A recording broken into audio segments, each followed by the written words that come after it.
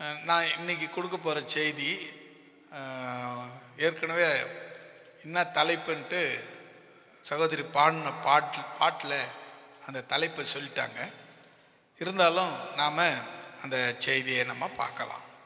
முதலாவது நாம் 11வது வசனத்தை வாசிக்கலாம். இப்போ முதல்ல பார்த்தீங்கன்னா, கர்த்தருடைய வார்த்தை உண்டாக வேண்டும். கர்த்தருடைய வார்த்தை நமக்கு, அதாவது படிக்கிறது வேற. நான் ஜெபம் பண்ணும்போது மனசில் இந்த வார்த்தை உண்டாக வேண்டும். இந்த வார்த்தை நம்ம மனசில் உண்டாகுதுன்னா கர்த்தருடைய ஆவியானவர் கிரியை செய்கிறார், அதாவது நம்மோடு கூட தொடர்பில் இருக்கிறாருன்னு அர்த்தம். இப்போ உதாரணத்துக்கு நீங்கள் எல்லோரும் செல்ஃபோன் வச்சுருக்கிறவங்க தான், ஆமாம் தானே? செல்ஃபோனு உங்களால் எப்போ பயன்படுத்த முடியாது. சார்ஜ் இருக்குது, சிம் கார்டு இருக்குது, எல்லாம் ஃபோன்லாம் நல்லா இருக்குது, ஃபோன்லாம் நல்ல ஃபோனு. எப்போ அந்த ஃபோனை உபயோகப்பட முடியாது? புரியல. அப்புறம் அதை விட நெட்வொர்க் கனெக்ஷன் இல்லைன்னா அதை பயன்படுத்த முடியாது. இப்போ இந்த நெட்வொர்க் கனெக்ஷன் தான் பரிசுத்த ஆவியானவர். அல்லேலூயா. நமக்கும் தேவனுக்கும் அந்த நெட்வொர்க் கனெக்ஷன் கொடுக்குறவர் தான் பரிசுத்த ஆவியானவர். அந்த பரிசுத்த ஆவியானவர் என்ன பண்ணுறாரு, நமக்குள்ள நம்ம ஜெபம் பண்ணும்போது நம்ம கூட அவருடைய வார்த்தையை கொண்டு, இயேசு கிறிஸ்துவனுடைய தேவனுடைய வார்த்தையை கொண்டு நம்ம கூட பேசுகிறாரு. எப்படின்னு சொல்லி நீங்கள் பாருங்கள். அந்த முதல் அந்த 11வது வசனம் பாருங்கள். அப்பொழுது கர்த்தருடைய வார்த்தை, இந்த வார்த்தை வசனம் முக்கியம். இது சாலமோனுக்கு உண்டாகிறது, சாலமோனுக்கு இருதயத்தில் உண்டாகிறது. என்ன சொல்கிறாரு? அடுத்த வசனம் பாருங்க. என்ன சொல்கிறாருங்கிறத நீங்கள் ரொம்ப கவனமாக கேட்டிங்கன்னா அதுக்கப்புறம் தேவன் உங்களோடு கூட நிச்சயமாக பேச ஆரம்பிச்சிருவார்.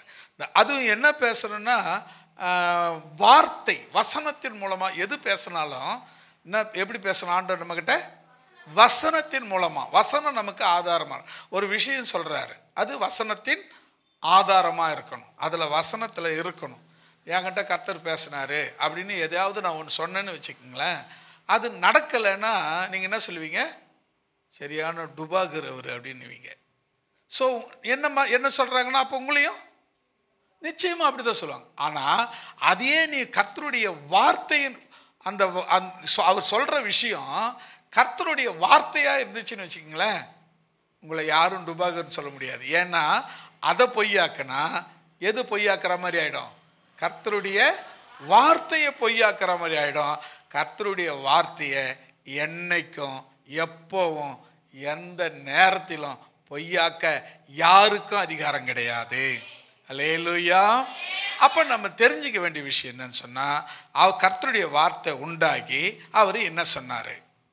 சாலமோனே, நீ என் கட்டளைகளின்படி நடந்து, முதல்ல நீ என்ன செய்யினா என் கட்டளைகளின்படி நட. சகோதரியே சகோதரனே, உங்களுக்கு தான் சொல்கிறார். சாலமோன்னா நீங்கள் தான். இப்போ சாலமோன் கர்த்தருடைய வார்த்தையை கேட்கறதுக்கு நீங்கள் தான் வந்திருக்கீங்க. அப்போனா உங்களுக்கு தான் இந்த வார்த்தை.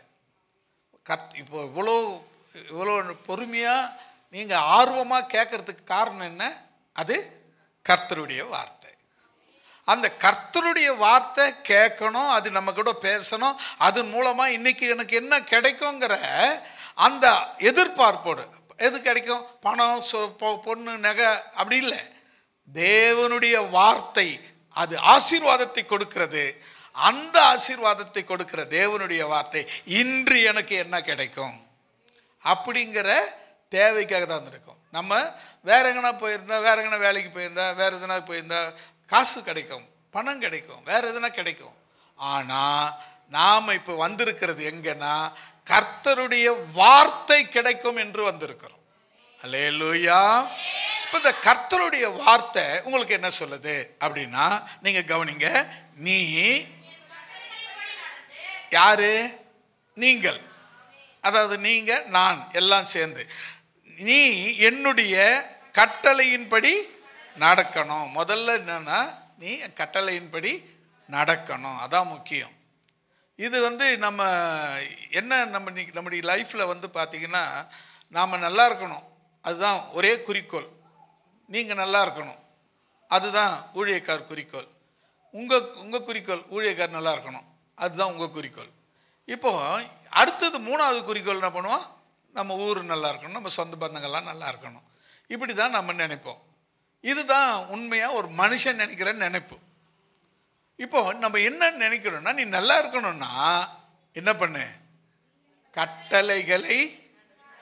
கட்டளைகளின்படி நடந்து கொள். கட்டளையின்படி நடந்துக்கோ. நான் இன்னைக்கு எங்கே போகிற? என்கிட்ட உட்காந்து ஜெபம் பண்ணி என்ன பண்ணு? நான் போகிறேன், நான் போடட்டுமா வேண்டாமா, செய்யட்டுமா செய்ய வேண்டாமா, போடட்டுமா போட வேண்டாமா, கேட்கட்டுமா கேட்க வேண்டாமா, என்ன என் வார்த்தை உனக்கு திரும்ப பதில் கிடைக்கிற வரையிலும் என்ன பண்ணு? உட்காந்து கேளு. அந்த வார்த்தையின்படி நட. அப்படி வார்த்தையின்படி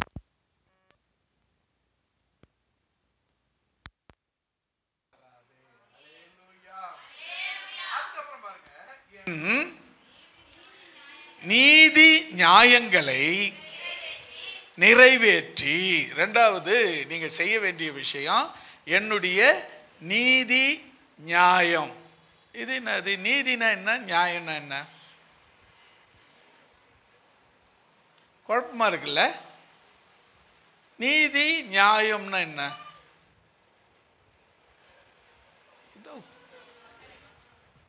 கொஞ்சம் யோசித்து பாருங்க. நீதினா என்ன, நியாயம்னா என்ன? சாதாரணமாக உங்களுக்கு சொல்லட்டுமா? சாதாரணமாக விளக்கம். இப்போ யோவான் இயேசு கிறிஸ்து கிட்ட போறாரு, ஞானஸ்தானம் எடுக்கும்படி போறாரு. அதுக்கு யோவான் ஸ்தானகன் என்ன சொல்றான்?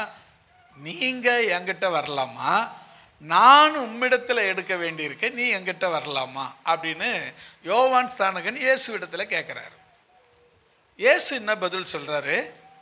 இப்படி எல்லா நீதியையும் நிறைவேற்றுவது நமக்கு ஏற்றதாய் இருக்கிறது. அப்ப நீதினா என்ன அர்த்தம்னா, தேவன் சொல்லுகிற எல்லாத்தையும் செய்யறது தான் நீதி.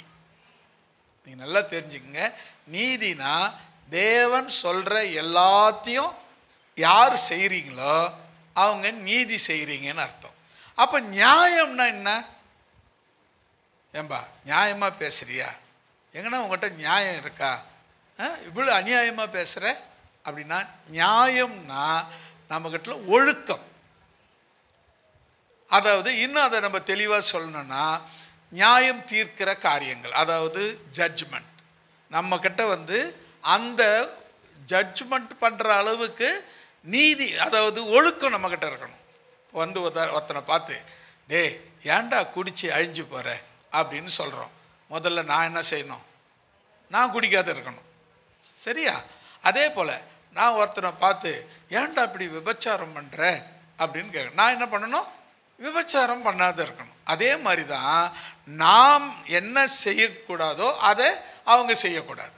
நாம் என்ன செய்கிறோமோ அதை செய்கிறவங்கள போய் நான் செய்கிறேன் நானும் செய்துக்குன்னு அவங்கள போய் என்ன கூட செய்யக்கூடாது, செய்யாதுன்னு சொல்லக்கூடாது. முதல்ல போய் அப்படின்னுவான், முதல்ல நீ போய் நீ கழுவிக்கின்னு வாடா அப்படின்னுவான். அப்புறம் என்ன அர்த்தம்னா, முதல்ல உன்னை சுத்தம் பண்ணிக்கோ, அப்புறம் எனக்கு சொல்லு அப்படின்னுவான். அப்போ நம்ம என்ன செய்யணும்னா, முதல்ல நாம் ரெண்டாவது நீதி நியாயங்கள், இது ரெண்டுத்தையும் புரிஞ்சுங்க. வித்தியாசம் தெரியுதா? நீதி நியாயங்களை நிறைவேற்று. நீதியை நிறைவேற்றணும், நியாயங்களையும் நிறைவேற்ற வேண்டும். அடுத்தது மூன்றாவது, அவர் கற்பனைகளின்படியெல்லாம் நடந்து கொள்ள வேண்டும். அவருடைய கற்பனைகளின்படி. கற்பனைனா என்ன? கட்டளைனா என்ன? கற்பனைனா என்ன? கட்டளைனா என்ன?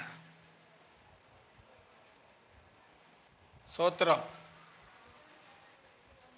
சத்தமா சொல்லுங்க. ரெண்டும் ஒன்று தான்.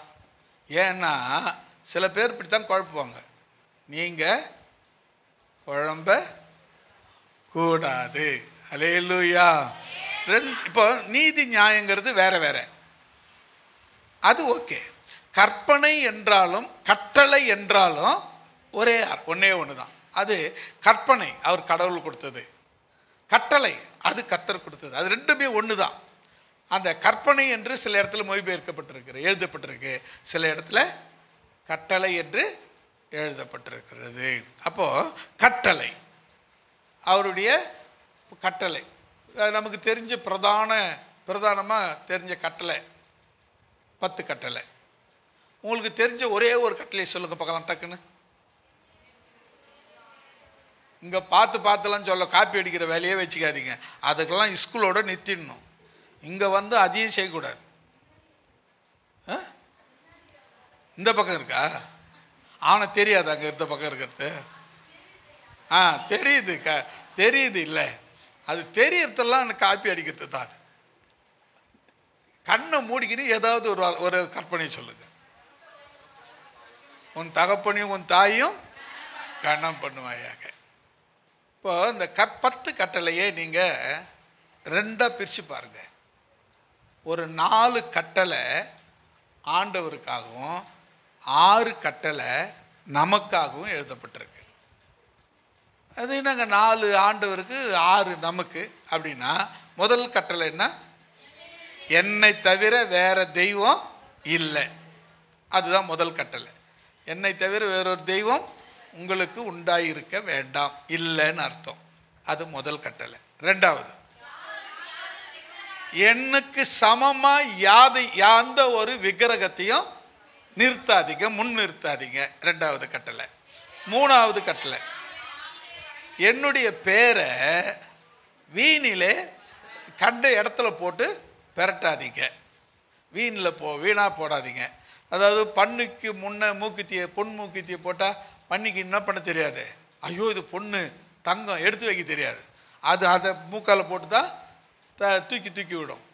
அது அப்படியே மூக்காட்டு போட்டு சாணி உள்ளே விடும், அப்படியே எடுத்து போய் சேத்துக்குள்ளே விடும். அந்த பொன் மூக்குத்தி அதுக்கு போட்டு விட்டிங்கன்னா அந்த மூக்கை எடுத்து போய் சாணிக்குள்ளே உள்ள மூக்கை விடும், சேத்துக்குள்ளே மூக்கை அப்படியே விடும். சாணின்னா நான் சொல்கிறது புரியுதில்லை, அதுக்குள்ளே அப்படியே விடும். அப்படிப்பட்ட அந்த பொண்ணை யார்கிட்ட கொடுக்கக்கூடாதுன்னு நமக்கு தெரியணும் இல்லையா? அப்போ இங்கே பாருங்கள், நமக்கு சொல்லப்பட்டிருக்கிறது 3வது, என் பேரை வீணில கண்ட இடத்துல போட்டு அசிங்கப்படுத்தாதீங்க. 4வது, ரொம்ப இந்த 4 கட்டளையும் பாருங்க. ஓய்வு நாளை பரிசுத்தமாய், என்னைக்கு ஞாயிற்றுக்கிழமை வரும் அன்னைக்கு நான் போய் தேவன் அப்பா சமூகத்தில் உட்காந்து போய் துதிச்சுட்டு ஜெபம் பண்ணிட்டு வரப்போகிறேன் அப்படின்னு இந்த ஞாயிற்றுக்கிழமை நாளுக்காக யார் ஒருத்தர் காத்திருந்து வர்றீங்களோ அவங்க உங்களை பார்த்து தட்டிக்குங்க, குட் அப்படின்னு சொல்லுங்க. ஏன்னா இது நான் சொல்லலை, இது வேத வசனம் சொல்லுது. ஏன் அப்படின்னா அந்த நாளுக்காக காத்திருக்கணும். என்னைக்கு அந்த நாள் வரும், கர்த்தருடைய நாள் என்னைக்கு வரும்? நீங்கள் யோவான்னு பாருங்க, பத்மு தீவில் கர்த்தருடைய நாள் வந்தபோது அதை காத்திருக்கிறான் பாருங்க. அவன் கர்த்தருடைய நாள் வந்தபோது ஆவிக்குள்ளே மாறுறான், தரிசனங்களை பார்க்குறான், இயேசுவை பார்க்குறான், அவருடைய முகத்தை பார்க்குறான், முடியை பார்க்குறான், அவருடைய மார்பை பார்க்குறான், காலை பார்க்குறான், கையை பார்க்குறான். ஆடே அப்போ அதை பார்த்துட்டு செத்தவனை போல விழுந்து போடுறான். பார்த்துட்டு தேவனை பார்த்து அவனால் என்ன பண்ண முடியல, கூட இருந்த இயேசு கூட ஊழியம் செய்தான், அந்த இயேசுவை திரும்ப பார்க்குறான். அவருடைய மகிமையை பார்த்து செத்தவனை போல் விழுந்து போகிறான். வெளிப்படுத்துகிற விசேஷம் 1ஆம் அதிகாரத்தில் கடைசியில் அது வரும். இப்போ தேட வேணாம், படிக்க வேணாம், அந்த வசனம் அது கடைசியில் இருக்குது, 1ஆம் அதிகாரத்தில் கடைசியில். அப்போ நீங்கள் பாருங்கள், அவன் செத்தவனை போல மாறுறான். அப்போது ஒரு வேலை பாருங்கள், நம்ம கர்த்தரை, அந்த அப்படி மகத்துவம் உள்ள கர்த்தரை நான் தேடி ஞாயிற்று ஆராதனைக்கு போகிறேன் அப்படிங்கிற பயபக்தி நமக்கு வேணும். அல்லேலூயா. அதுதான் அதில் முக்கியம், அதுதான் கட்டளை, அதுதான் கற்பனை, அதுதான் நமக்கு கொடுக்கப்பட்டிருக்கு. அதை நாம் கடைபிடிக்கிறோமா? இந்த முதல் 4 கட்டளையும் கர்த்தருக்காக கொடுக்கப்பட்டது. ஒன்று, என் பேரை என்னை தவிர வேற தெய்வம் கிடையாது, எனக்கு சமமாக எந்த விக்கிரகத்தையும் நிறுத்தாதீங்க, என் பேரை கண்ட இடத்துல போட்டு பெரட்டாதீங்க, 4வது ஓய்வு நாளை பரிசுத்தமாக அனுசரிக்க நினைங்க. இதுக்கு இந்த 4 கட்டளையும் ஆண்டவருக்காக. அதுக்காக மிச்சம் வர 6 கட்டளை பாருங்க, நமக்காக, உங்களுக்காக, எனக்காக. என்ன சொல்லுங்க? தகப்பனையும் தாயும் கனம் பண்ணுவாயாக. இது யாருக்கு? நமக்கு, உங்களுக்கு, எனக்கு. 2வது, கொலை செய்யாது இருப்பாயாக. நாம எங்க கொலை செய்தோம்? ஒருத்தரை புண்படுற மாதிரி பேசினாவே நீ கொலை செய்த மாதிரி தான். அதெல்லாம் நாங்கள் பண்ணுறதே கிடையாதுங்க. கொலையெல்லாம் அவெல்லாம் ரவுடி பையன், பொறுக்கி பையன், கொலைகாரம் பண்ணுவான், நாங்களா பண்ணுவோம். ஒருத்தர் புண்படுற மாதிரி பேசியிருந்தியா, அது உன் பையனா பொண்ணா கூட இருக்கலாம், அவங்க புண்படுற மாதிரி நீ பேசியிருந்தீன்னா நீயும் கொலைகாரம் தான், கொலைகாரி தான். நீங்கள் செய்ய மாட்டீங்க. நான் அமைதியாக இருக்கிறத பார்த்தா செய்வீங்க போல இருக்க, செய்ய மாட்டீங்கல்ல? அப்பா சோத்திரம். அப்புறம் 3வது, விபச்சாரம் செய்யாதிருப்பாயாக. 4வது, திருடாது இருப்பீர்களாக. களவுனா திருடாது இருப்பீர்களாக. 5, பிறர் யார் எது வச்சுதாலும் அது மேலே ஆசைப்படாதீங்க. இருக்கு, முதல்ல இந்த முடிச்சிடலாம். 5வது முடிச்சிடலாம். யார் எது வச்சுருந்தாலும் உங்ககிட்ட இல்லாத ஏதோ ஒன்று அவங்க வச்சுக்கிறாங்க,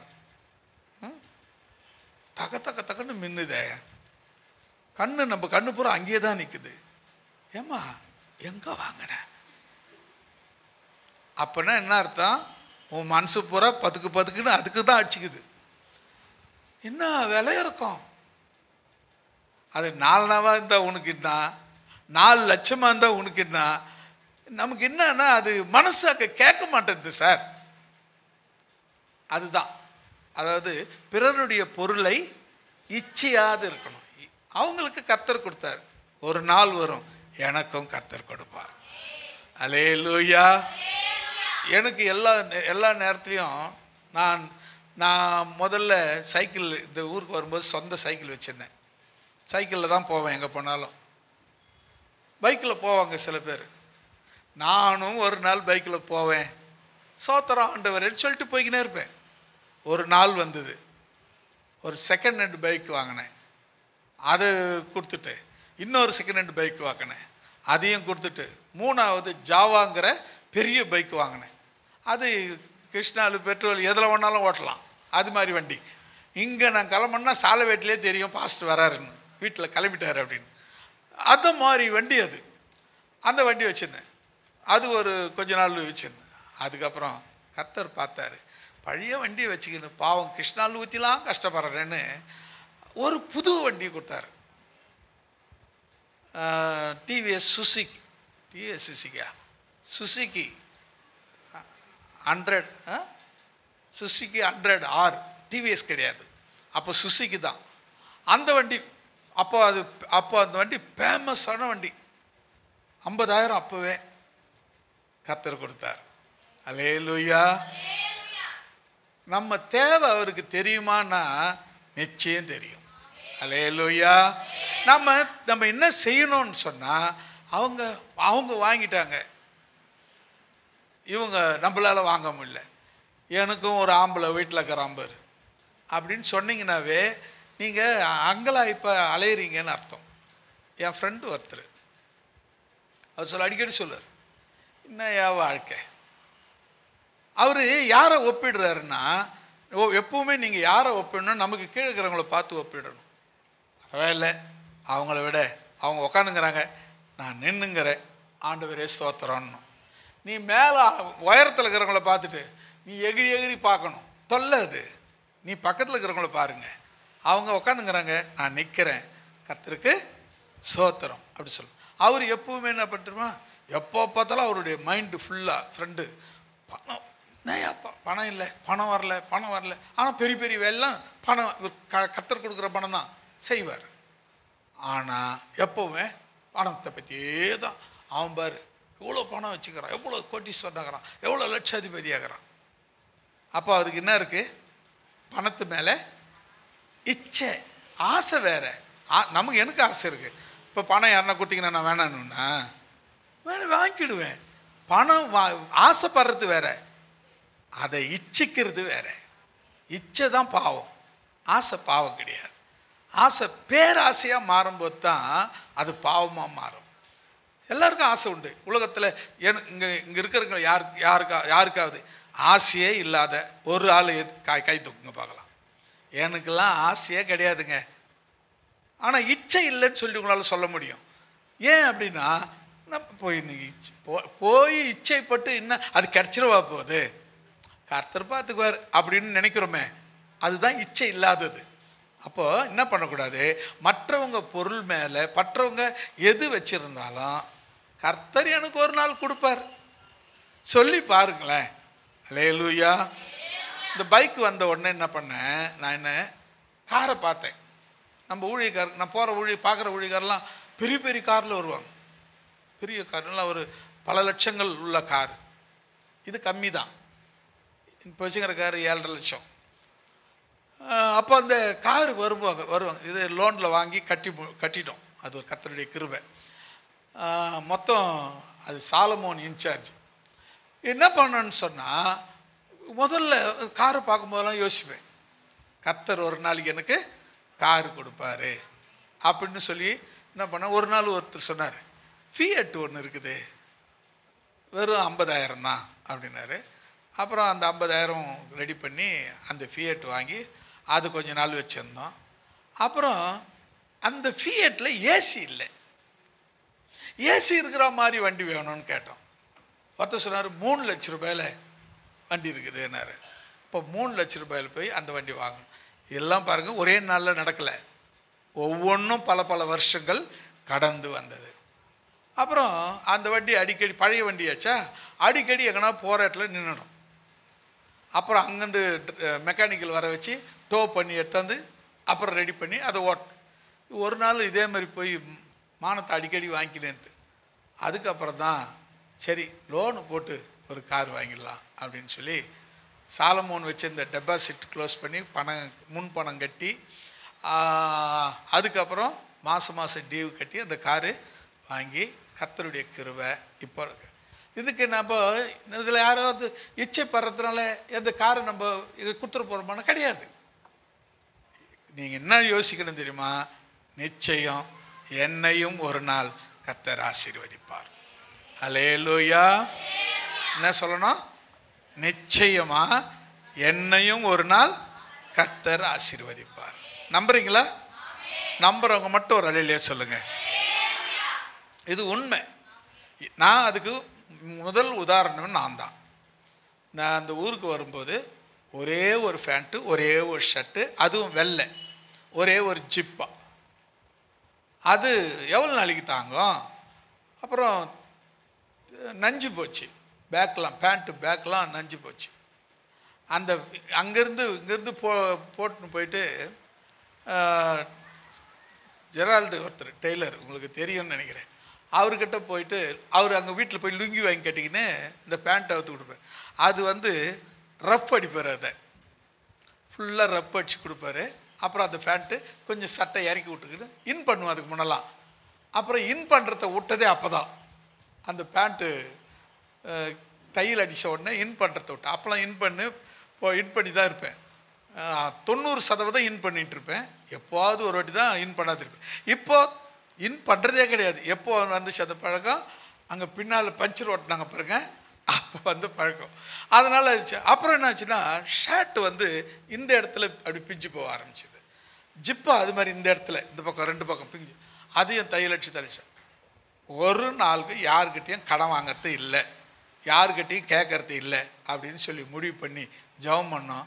ஆண்டவர் அற்புதமாய் அதிசயமாய் இன்றைக்கி எங்கள் 2 பேருக்கு, எனக்கும் என் பொண்டாட்டிக்கும் போட்டி துணி வைக்கிறதுல.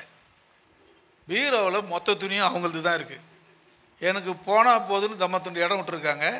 அதில் ஒரு 25-30 பேண்ட் சட்டை வச்சுருக்கிறேன். அவ்வளோதான். அதுக்கு எனக்கு அது பாவம் பார்த்து விட்டுக்கிற இடம் தான். அது கூட அது கர்த்தருடைய கிருபை தானே, பாவம் பார்த்து விடுறது.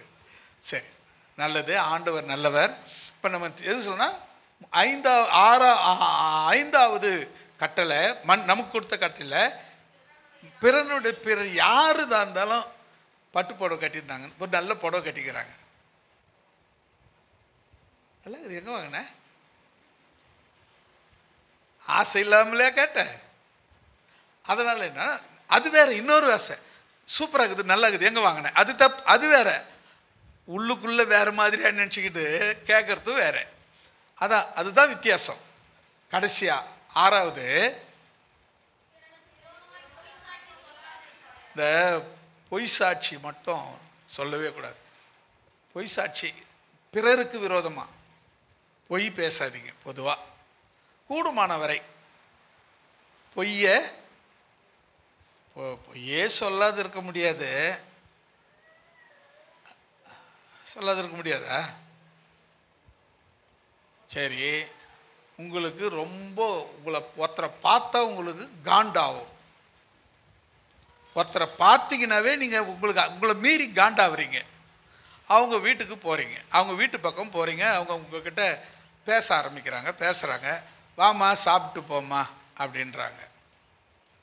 நீங்கள் அப்படியே வாயை திறந்துக்கின்னு சாப்பாடு போடு சாப்பிட்றேன்னு சொல்லுவீங்களா? இல்லை, இப்போ தான் 5 நிமிஷத்துக்கு முன்னே தான் சாப்பிட்டு வந்தேன் அப்படின்னு பொய் சொல்லுவீங்களா? இதெல்லாம் பொய் கிடையாதுங்க. இதெல்லாம் பொய் லிஸ்ட்டில் சேராது. ஆமாம் தானே? ஒத்துக்க மாட்டீங்களா? நீங்கள் சொல்கிறீங்க பொய்ன்னு சொல்கிறீங்களா, பொய் லிஸ்ட்டில் வராதுன்றீங்களா? பொய் தான். என்ன கேட்டால் இது பொய் லிஸ்ட்லேயே வராது. ஏன்னா மனசில் கசப்பை வச்சுக்கின்னு அங்கே சும்மா போலியாக சிரிச்சுக்கிட்டு போலியாக சாப்பிட்ற மாதிரி சீன் காட்டுறத விட நான் இப்போ தான் சாப்பிட்டு வந்தேன்னு சொல்கிறதுல தப்பே கிடையாது. அல்லேலூயா. அது மாதிரி. ஆனால் பிறருக்கு விரோதமாக ஒருத்தரை கெடுக்கிறதுக்காக போய் சொன்னால், எனக்கு வேணாங்கிறதுக்காக நான் போய் சொல்கிறேன். ஆனால் ஒருத்தரை கெடுக்கணும்னு நீ போய் சொன்னால் அது தப்பு. அல்லேலூயா. நீ பொய் சொன்னதுனால அவங்க கெட்டாங்க, அவங்களுக்கு ஆபத்து வந்துச்சு, அவங்களுக்கு நஷ்டம் வந்துச்சுன்னு சொன்னால் நிச்சயமாக அது தப்பு. அல்லேலூயா. அப்போ அது மட்டும்தான் தப்பு. அப்போ அடுத்த வசனம் படிங்க, அடுத்த இது படிங்க. நிறைவேற்றி என் கற்பனைகளின்படி எல்லாம் நடந்து கொள்ளும்படிக்கு அவைகளை கை கொண்டால் நீ கட்டுகிற இந்த ஆலயத்தை குறித்து நான் உன் தகப்பனாகிய தாவீதோடு சொன்ன என் வார்த்தைகளை உன்னிடத்தில் நிறைவேற்றுவேன். அல்லேலூயா. இது வரலும் ஓகேங்க, நீ என்ன செய்யணும்னு சொல்லிட்டாரு. என்னென்ன செய்யணும்? கட்டளைகளின்படி நடக்கணும், நீதி நியாயங்களின் நிறைவேற்றணும், கற்பனைகளின்படி நடந்து கொள்ளணும். இது எல்லாம், இந்த 3 காரியங்களை நீ செய்தா அவர் என்ன பண்ணுறாரா, உன்னுடைய தகப்பன், அதாவது உன் தகப்பனுக்கு கொடுத்த ஆணையின்படி சத்தியத்தின்படி நான் உனக்கு நல்லது செய்வேன் அப்படின்னு சொல்லிட்டு அத்தோடு நிறுத்தாமல் 13வது வசனத்தில் முடிக்கிறார். கவனிங்க, நீ இப்படி நீ நடந்துக்கிட்டா, நீ ஒரு ஆள் அப்படி நான் பண்ணனா நான் என்ன பண்ணுவேன் தெரியுமா? நீ ராஜாவாகி நீ இப்படி நடந்துக்கினீங்கன்னா தேவனாகிய நான் என்ன செய்வேன் அப்படின்னா, இஸ்ரவேல் புத்திரர் நடுவில் வாசம் பண்ணி, இருங்க வாசம் பண்ணி, அதுக்கு அர்த்தம் சொல்லிட்டு அப்புறம் போங்க. சொல்லுங்க, சத்தமா சொல்லுங்க. உங்க கூட தங்கி இருப்பேன்னு சொல்றாரு.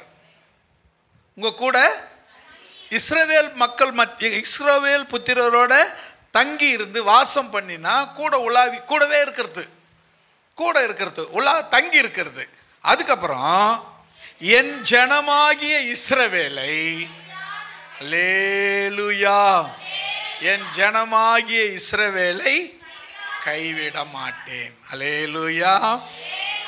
இப்போ இது கைவிட மாட்டார் ஆண்டவர் எப்பவுமே நம்மளை.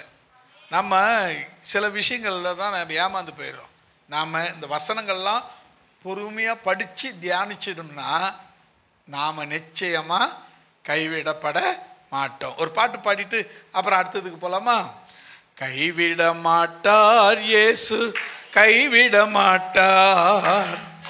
உன்னை மீட்ட தேவன் இயேசு கைவிட மாட்டார். கைவிட மாட்டார் இயேசு, கைவிட மாட்டார். உன்னை மீட்ட நேசர் இயேசு கைவிட மாட்டார்.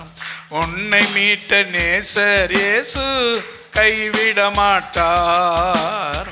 கைவிட மாட்டார் இயேசு, கைவிட மாட்டார். உன்னை மீட்ட நேசர் இயேசு கைவிட மாட்டார். உன்னை மீட்ட நேசர் இயேசு கைவிட மாட்டார். தாய் உன்னை மறந்தாலும் அவர் உன்னை மறப்பதில்லை. தந்தை உன்னை வெறுத்தாலும் அவர் உன்னை வெறுப்பதில்லை. தாய் உன்னை மறந்தாலும் அவர் உன்னை மறப்பதில்லை. தந்தை உன்னை வெறுத்தாலும் அவர் உன்னை வெறுப்பதில்லை. அவர் உன்னை வெறுப்பதில்லை. கைவிட மாட்டார் இயேசு, கைவிட மாட்டார். உன்னை மீட்ட நேசர் இயேசு கைவிட மாட்டார். கைவிட மாட்டார் இயேசு, கைவிட மாட்டார். உன்னை மீட்ட நேசர் இயேசு கைவிட மாட்டார்.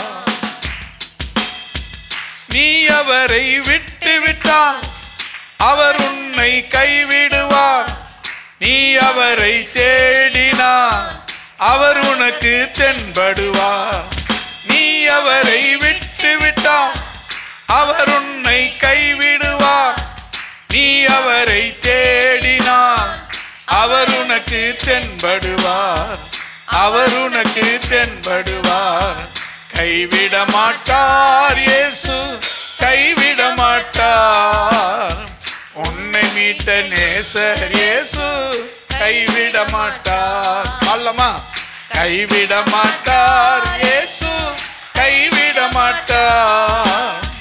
உன்னை மீட்ட நேசர் இயேசு கைவிட மாட்டார். எல்லாம் சொல்லலாமா? கைவிட மாட்டார் இயேசு, கைவிட மாட்டார். உன்னை மீட்ட நேசர் இயேசு கைவிட மாட்டார். உன்னை மீட்ட நேசர் இயேசு கைவிட மாட்டார். ஆகாயத்து பட்சிகளை ஆதரித்து போஷித்தவர் அனுதினமும் உங்களையே அரவணைத்து காத்திடுவார்.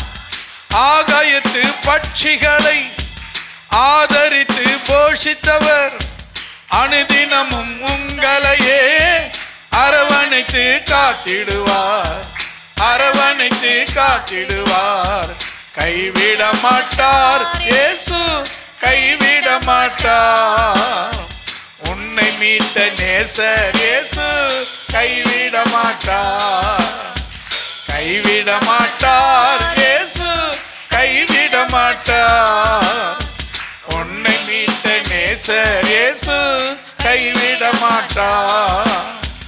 தாய் உன்னை மறந்தாலும் அவர் உன்னை மறப்பதில்லை. தந்தை உன்னை வெறுத்தாலும் அவர் உன்னை வெறுப்பதில்லை. தாய் உன்னை மறந்தாலும் அவர் உன்னை மறப்பதில்லை. தந்தை உன்னை வெறுத்தாலும் அவர் உன்னை வெறுப்பதில்லை. அவர் உன்னை வெறுப்பதில்லை. கைவிட மாட்டார் இயேசு, கைவிட மாட்டார். உன்னை மீட்ட நேசர் இயேசு கைவிட மாட்டார். எல்லாரும் பாடணும், நல்லா இருக்குன்னு நினைக்கிறேன். கைவிட மாட்டார் இயேசு, கைவிட மாட்டார். உன்னை மீட்ட நேசர் இயேசு கைவிட மாட்டார். நீ அவரை விட்டு விட்டால் அவர் உன்னை கைவிடுவார். நீ அவரை தேடினால் அவர் உனக்கு தென்படுவார். நீ அவரை விட்டு விட்டால் அவர் உன்னை கைவிடுவார். நீ அவரை தேடினால் அவர் உனக்கு தென்படுவார். அவர் உனக்கு தென்படுவார். கைவிட மாட்டார் இயேசு, கைவிட மாட்டார். உன்னை மீட்ட நேசர் இயேசு கைவிட மாட்டார். கைவிட மாட்டார் இயேசு, கைவிட மாட்டார். உன்னை மீட்ட நேசர் இயேசு கைவிட மாட்டார். ஆகாயத்து பட்சிகளை ஆதரித்து போஷித்தவர் அனுதினமும் உங்களையே அரவணைத்து காத்திடுவார். ஆகாயத்து பட்சிகளை ஆதரித்து போஷிப்பவர் அனுதினமும் உங்களையே அரவணைத்து காத்திடுவார். அரவணைத்து காத்திடுவார். கைவிட மாட்டார் இயேசு, கைவிட மாட்டார். உன்னை மீட்ட நேசர் இயேசு கைவிட மாட்டார். கைவிட மாட்டார் இயேசு, கைவிட மாட்டார். உன்னை மீட்ட நேசர் இயேசு கைவிட மாட்டார். அல்லேலூயா. நம்ம இன்னைக்கு பார்க்க போற செய்தி இஸ்ரவேலை, அவ்வளோதான். நான் படிச்ச வசனம் வந்துட்டீங்களா? 13வது வசனம். இஸ்ரவேல் புத்திரர் நடுவில் வாசம் பண்ணி என் ஜனமாகிய இஸ்ரவேலை கைவிட மாட்டேன், கைவிடாது இருப்பேன், கைவிட மாட்டேன். அல்லேலூயா. இப்போ நம்ம ஒரு சில வசனங்களை மாத்திரம், நேரம் வந்து நமக்கு அரை மணி நேரம் தான் இருக்குது. அதுக்குள்ளர ஒரு 5 வசனங்களை நான் உங்களுக்கு சொல்லி முடிக்கலாம் என்று நினைக்கிறேன். எப்படிலாம் கைவிட மாட்டார் அப்படின்னு சொல்லி. முதல்ல இஸ்ரவேல் ஜனங்கள் நடுவிலே வாசம் பண்ணி, இஸ்ரவேல் என் ஜனமாகி இஸ்ரவேலை நான் கைவிட மாட்டேன் அப்படின்னு சொல்லியிருக்கிறாரு. அடுத்தது நாம் பார்க்கலாம் ஏசாயாவின் புஸ்தகம் 41ஆம் அதிகாரம் 17வது வசனம்.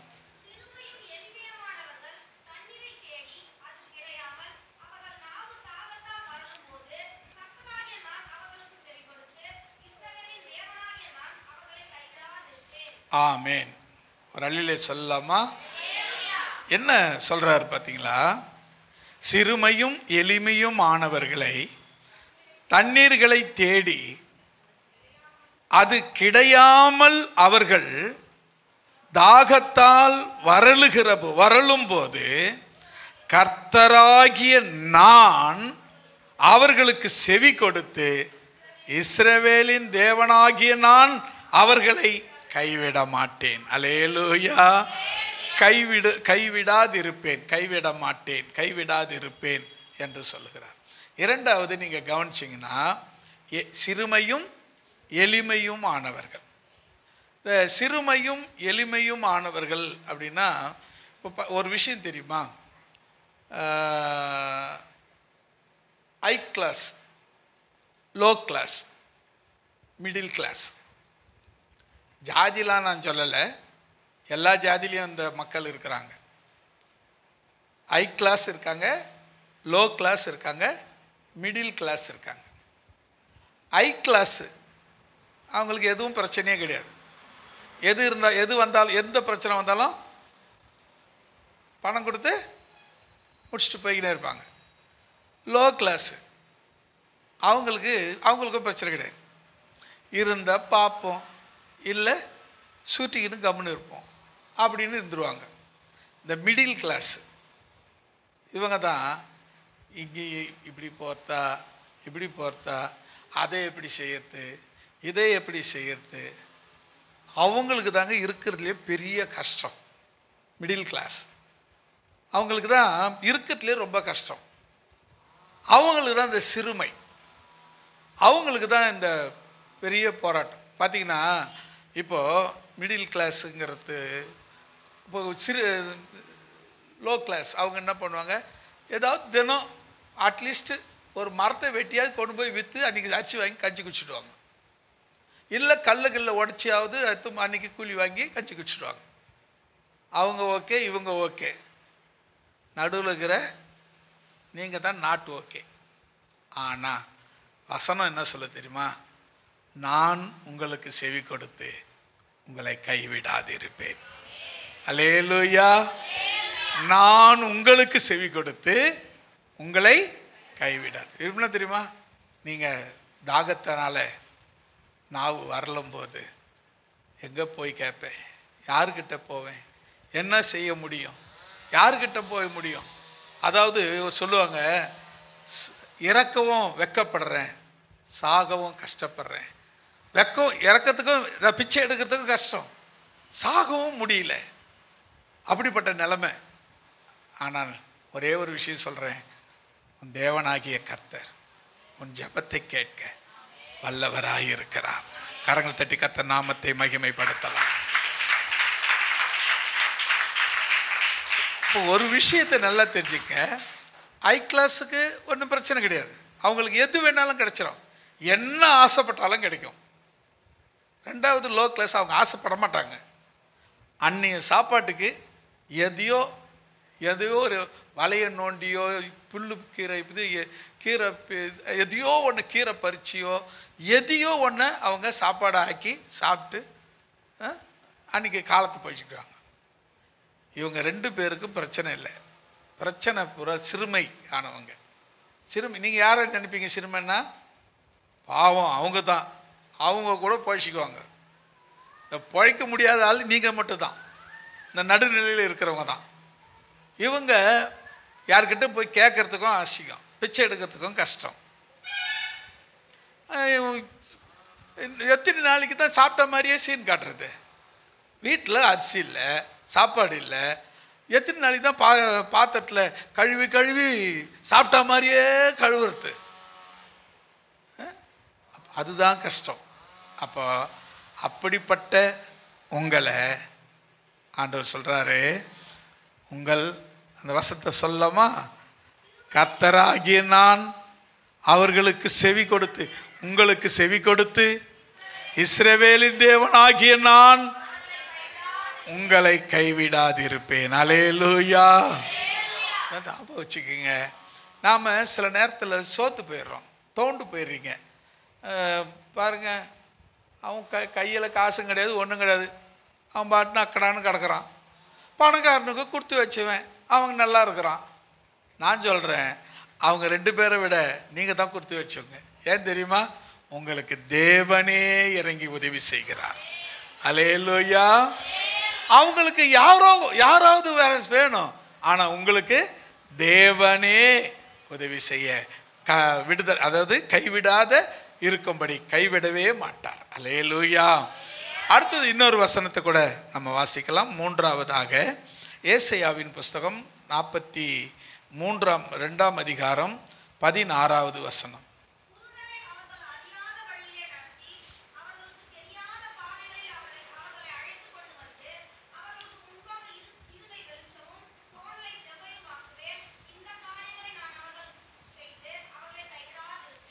ஆமேன். ஒரு அல்லேலூயா சொல்லலாமா? 3வது, நாம் கைவிடாத, யாரை கைவிடாது இருப்பேன் அப்படின்னு சொல்கிறார் பாருங்க. குருடரை அவர்கள் அறியாத வழியிலே நடத்தி அவர்களுக்கு தெரியாத பாதைகளிலே அவர்களை அழைத்து கொண்டு வந்து அவர்களுக்கு முன்பாக இருளை வெளிச்சமும் கோணலை செவ்வையும் ஆக்குவேன். இந்த காரியங்களை நான் அவர்களுக்கு செய்து அவர்களை கைவிடாதிருப்பேன். அல்லேலூயா. அவர்களை நான் என்ன பண்ண மாட்டேன்? கைவிட மாட்டேன். 3வது, நீங்கள் கவனிங்க, குருடர்கள் அப்படின்னா நாம் நினச்சிருக்கோம் கண்ணு தெரியாதவங்க. ஆமாம் தானே? அதானே, அவங்க தானே குருடர்கள். ஆமாம் தானே? ஒத்துக்க மாட்டீங்களா? குருடர்னா யாருங்க? கண்ணு தெரியாதவங்க. உங்களுக்கு எல்லாம் கண்ணு தெரியுதுல்ல? எப்போ ஒருத்தருக்கு சத்தியத்தின்படி நம்ம நடக்கலையோ அப்போவே நாமளும் குருடர்கள் தான். அதை தான் வசனம் சொல்லுது. குருடர்களுக்குன்னு சொல்லலை, யார் ஒருத்தர் வசனத்தின்படி வாழாமல், வேதத்தின்படி தேவனுடைய சித்தத்தின்படி வாழாமல் விலகி வாழுறாங்களோ அவங்க எல்லாம் குருடர்கள். இப்போ படிங்க இந்த வசனத்தை. தேவனுடைய வசனத்தை விட்டு விலகி குருடரை அவர்கள் அறியாத வழியிலே நடத்தி, அவர்களை தெரியாத பாதையிலே அவர்களை அழைத்து கொண்டு வந்து அவர்களுக்கு முன்பாக இருளை வெளிச்சமாக்குவேன். அல்லேலூயா சொல்லமா? இப்போ உண்மையானவே குருடர்களுக்கு இருளை வெளிச்சமாக்கினாலும் சரி, வெளிச்சத்தை இருளாக்கினாலும் அவங்களுக்கு என்ன கிடையாது, தெரிய போகிறது கிடையாது. அப்போ இந்த இருளை வெளிச்சமாக்கினா யாருக்கு தான் தெரியும்? சத்தியத்தின்படி நடக்காத குருடர்கள், சத்தியத்தின்படி நடக்காத குருடர்கள் கொண்டு வந்து அவங்களுடைய இருளை, அவங்க நடந்து கொண்டிருக்கிற இருளை நான் என்ன பண்ணுவேன், வெளிச்சமாக்குவேன்.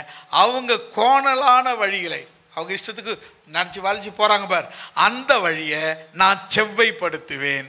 இப்படி செய்து நான் அவர்களை கைவிடாதிருப்பேன். அல்லேலூயா. அடுத்தது நான்காவதாக ஆதியாகமத்தின் புஸ்தகம் 28ஆம் அதிகாரம் 15வது வசனம். ஆதியாகமம் 28:15.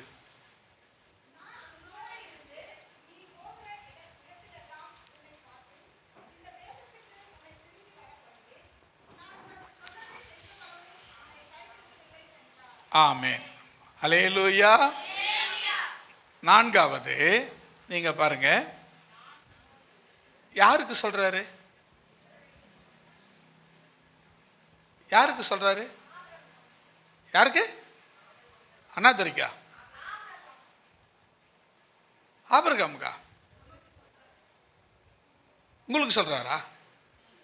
இது என்னன்னா, நாங்கள் இவ்வளோ கேட்டாலும் நாங்கள் பைபிளை படிக்க மாட்டோங்க அப்படின்னு நினைக்கிறீங்க. யாருக்கு சொல்றாரு? யாக்கோபுக்கு. பாருங்க, யாக்கோபுக்கு தானா? படிச்சு பார்த்து, ஒரு குழந்தை பிள்ளைக்கு தெரியுறது உங்களுக்கு தெரியல, உங்களெல்லாம் என்ன பண்ணுறது? அவங்களெல்லாம் நல்லா கவனிச்சு அனுப்பிடு. சரி, நம்ம கவனிப்போம். நான் உன்னோடு இருந்து நீ போகிற இடங்களில் எல்லாம் உன்னை காத்து இந்த தேசத்துக்கு உன்னை திரும்பி வர பண்ணுவேன். அல்லேலூயா. இந்த தேசத்துக்கு, உன் இடத்துக்கு, உன் வீட்டுக்கு தேவன் உன்னை திரும்பி வர பண்ணி, அதுக்கப்புறம் நான் உனக்கு சொன்னதை செய்து முடிக்கிற வரையிலும், எதனா ஆண்டவர் உனக்கு வாக்கு கொடுத்துருக்காரா? அது முடிகிற வரலாம் ஆண்டவர் உன்னை கைவிட மாட்டார். நீங்கள் ஆனாவேனா ஆண்டவரை சந்தேகப்படுறீங்க. எல்லாரும் போல தான் நம்ம, சரி சர்ச்சுக்கு போகணுமா, மனசை தேத்திக்கிட்டுமா, அப்படி நடக்கும் அப்படின்னு போயிடுவோம். அப்படின்லாம் போகவே தேவையில்லைங்க. இந்த ஊருக்கு வெறும் கையோடு வந்த என்ன ஆசீர்வதிச்ச ஆண்டவர், சத்தியமாக சொல்கிறேன், உங்களையும் ஆசீர்வதிக்க அவர் வல்லமையுள்ளவராக இருக்கிறார். அல்லேலூயா. உங்கள் அளவுக்கு நான் படிக்கக்கூட கிடையாது, வெறும் SSLC தான், பைபிள் காலேஜ் படித்தேன். மற்றபடி உலக படிப்பு கிடையவே கிடையாது, அதிகம் கிடையாது. வேத படிப்பு மாஸ்டர் டிகிரி வரலும் படிச்சிருக்கேன். ஆனால் நீங்கள் கவனித்து பாருங்கள், உலக படிப்பு அவ்வளோ கிடையாது. எங்கள் அப்பா சொன்னார் என்னை பார்த்து, என் பிள்ளைங்கள்லாம் படிச்சிடுவானுங்க, இவன் தான் எப்படி படிப்பானு சொன்னார். அதே அப்பா இன்றைக்கி பார்க்குறாரு, இவன் படிச்சிட்டான், என் பிள்ளைங்கள்லாம் இப்படி கிடக்குறாங்கன்னு நினைக்கிறாரு, பார்க்குறாரு. ஏன்னா நான் மாதம் ஒரு முறை 1ஆம் தேதி, ஆனால் முதல் வாரத்தில் 1ஆம் தேதி சனிக்கிழமை வந்தால் போய் காசு கொடுத்துட்டு ஜெபம் பண்ணிட்டு வரேன்னா இப்போ அவர் பார்க்குறாரு. அப்படி நினச்ச அவர் இப்போ அப்படியே தலைகீழ மாற்றி நினைக்கிறாரு. நான் சொல்கிறேன், தேவன் உன்னோடு இருக்கிறார். அல்லேலூயா. நீ போகிற இடத்தெல்லாம் கூட இருக்கிறார். உன்னை நீ போன இடத்துலேருந்து திரும்ப உன் இடத்துக்கு, சொந்த இடத்துக்கு உன்னை திரும்பி வர பண்ணுவார். அது மட்டும் இல்லை, உனக்கு அவர் வாக்கு தத்தம் கொடுத்ததை, உனக்கு செய்வேன்னு சத்தியம் பண்ணி கொடுத்ததை செய்து முடிக்கிறவர்களும் உன்னை கைவிட மாட்டார். அல்லேலூயா. கரங்களை தட்டி ஸ்தோத்திரம் பண்ணலாமா?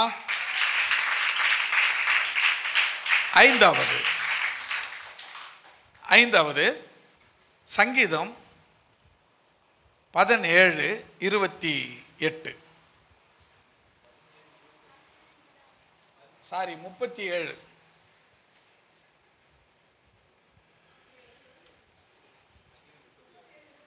ஆமா,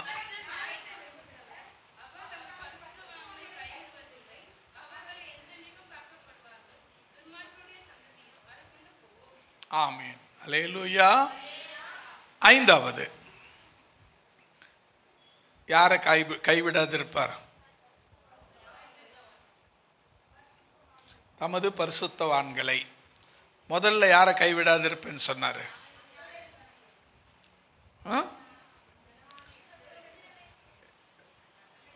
என் ஜனமாகி இஸ்ரவேல்னா யாரு?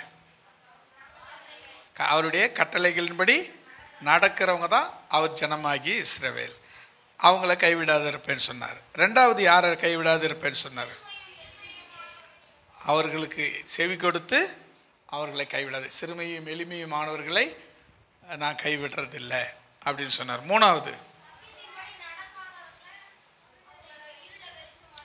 அதான் குருடர்களை, சத்தியத்தின்படி நடக்காதவங்க குருடர்கள், அவங்களுக்கு நான் செவி கொடுத்து அவங்கள நேர வழிக்கு கொண்டாந்து அவங்களுக்கு இருளை வெளிச்சமாக்கி அவங்களுக்கு பாதையை கோணலை செவ்வையாக்கி அவங்கள கைவிடாது இருப்பேன். 4வது,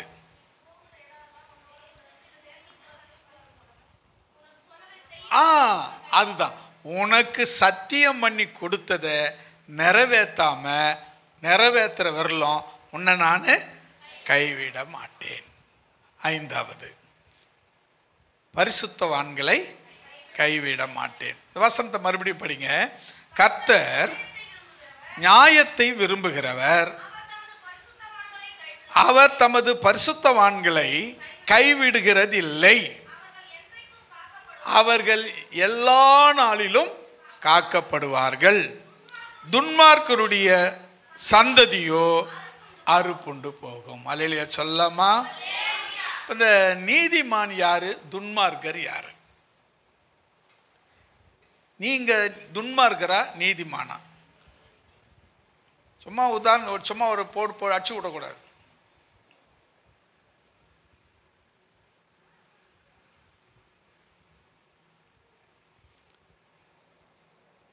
தெரிந்த யாருன்னு? முதல் வசனம் சங்கீதம் தெரியுமா? அது தெரிஞ்சா உங்களுக்கு அது தெரியும், யாருன்னு தெரியும். துன்மார்க்கருடைய ஆலோசனை நடக்கக்கூடாது, பாவி வழியில நிற்கக்கூடாது, பரியாசக்காரராக கூட உட்காரக்கூடாது. இப்படி செய்யாம, அதாவது துன்மார்க்கருடைய வழியில நடக்கக்கூடாது. 2, பாவிகளுடைய வழியில நிற்கக்கூடாது. 3, கேலி பண்றவங்க கூட உட்காரக்கூடாது. இது 3யும் நீ செய்த, நீ நடக்கக்கூடாது, நிற்கக்கூடாது, உட்காரக்கூடாது.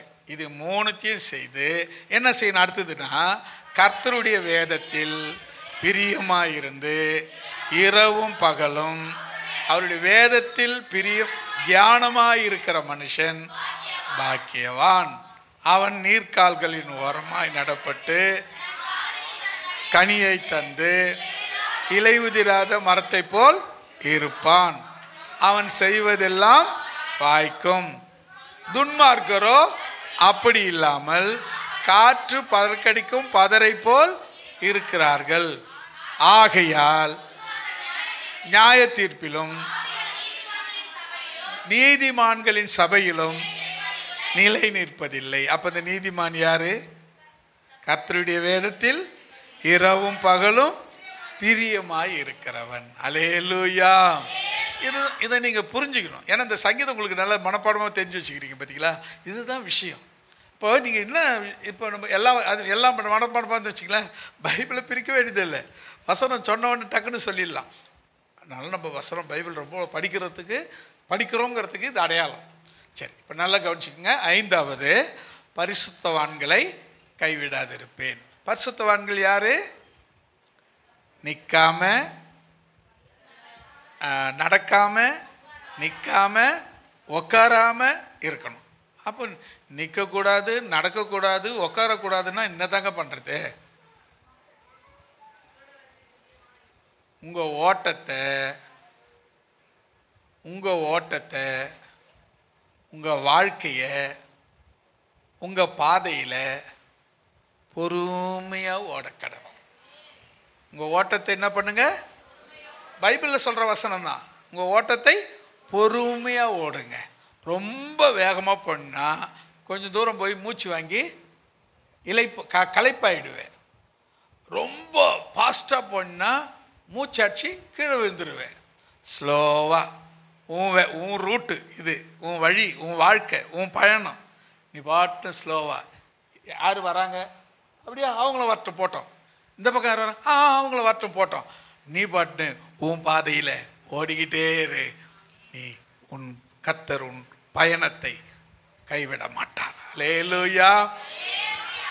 அவங்க பாருங்க பக்கத்தில், ஐயோ எனக்கு முன்னே ஓடிடுவாங்க போகுது, நான் முன்னே வரேன். உன் ஓட்டத்தை நீ பொறுமையாக ஓடு. அவங்க ஓட்டத்தை அவங்க எப்படின்னா ஓடி போய் போகிறாங்க. உன் ஓட்டத்தை அவங்கள பார்த்து, ஐயோ அவங்க வேகமாக போகிறாங்களே, நாம் கொஞ்சம் வேகமாக ஏற்றிக்குமா? வேணவே வேணாம். உன் ஓட்டத்தை நீ என்ன பண்ணு? பொறுமையாக ஓடு. நிற்காத, நடக்காத, உட்காராத, பொறுமையாக ஓடிக்கிட்டே இரு. அந்த பயணம், நீ முடிக்க வேண்டிய பயணம் அங்கே வரும். அங்கே முடிச்சுட்டு ஆண்டவரோடு போய் சேர்ந்து கொள். கர்த்தர் உன்னை ஆசீர்வதிப்பார். அல்லேலூயா.